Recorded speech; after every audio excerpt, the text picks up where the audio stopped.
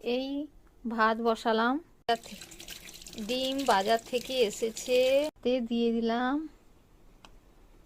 আজকে রান্না করতে একটু দেরি হয়ে গেল, কারণ বাবুর বাপি স্কুলের পরীক্ষা, ও এলে খায়, তাই একটু দেরি করে রান্না করলাম। টাটা। ভাতও হয়ে গেল, ডিম সেদ্ধও হয়ে গেল।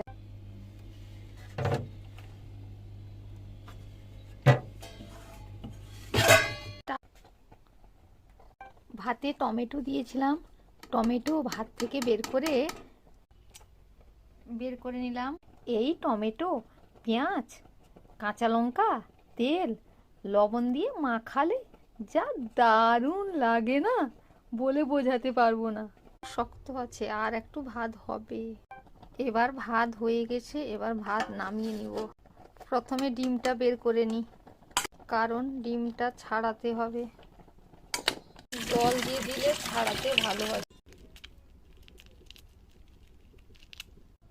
বন্ধুরা, কালকে আমাদের মাংস হয়েছিল, হলে কি হয়ে গেছে, মাংস নেই, ঝোল আলু বেশি হয়ে গেছে, তাই ভাবলাম ডিম সেদ্ধ করে ওই ঝোলের মধ্যে